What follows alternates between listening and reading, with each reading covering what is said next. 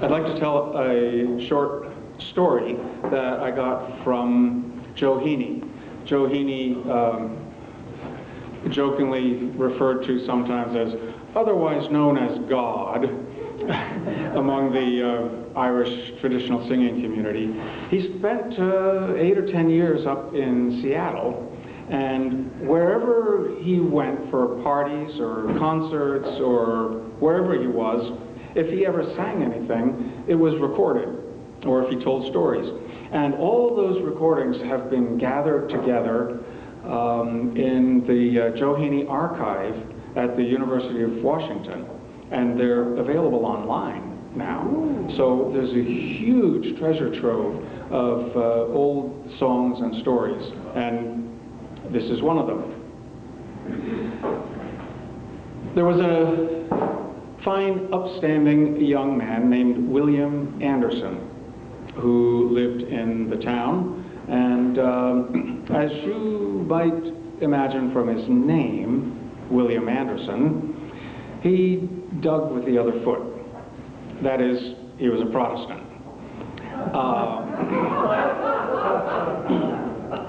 But you know, that really wasn't a problem at all. His neighbors respected him, and there was not a problem at all, except that he fell in love with Bridget O'Flaherty.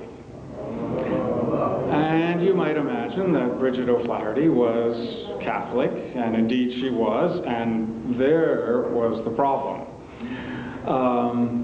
However, William was an easygoing man, and he thought, what's my religion compared to the love of my life? Really, there's not a whole lot of choice for me. I'll just become a Catholic. No problem. And so he did. Off to the priest with him. He studied his catechism. He became confirmed and baptized into the Catholic Church. He and Bridget got married, and they seemed to have a wonderful relationship. One Sunday after Mass, the priest asked William, "How are things going?" And William says, "Oh, it's wonderful. I love being married to Bridget, and it's just, I'm just delighted with my life. Except for, there's one little piece. You know, I really don't feel like a Catholic. I still kind of feel like a Protestant, and that makes me feel uncomfortable. You know, I'm kind of caught between two worlds." And the priest said, "Don't worry about it. A big change like that, it'll take time. Give it time, it'll come to you." And there's a little piece of advice I could give. Here's an affirmation that you could say that might help. Just whenever you think about it, just say, "I'm a Catholic and not a Protestant. I'm a Catholic, not a Protestant." So William went home and practiced diligently that week. The following Sunday, when he met the priest, he was so enthusiastic and excited. He said, "That bit about the affirmation, it worked wonderfully. I feel solidly Catholic now, and no problems, and I'm going to use that in other places in my life. It's such a good piece of advice." Well, the priest was very pleased that his advice had been so successful.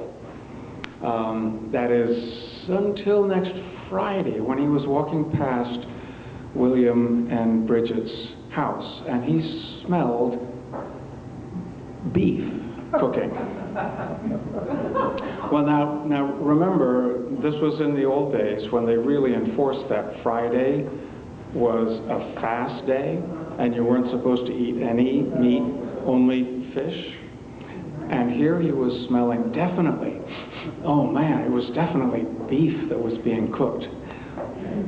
The priest was more than curious. He was insulted and incensed, and he barged into their house and into the kitchen, and there was William tending a big, fat juicy steak sizzling in the frying pan and saying, "You're a fish and not a steak. You're a fish and not a steak."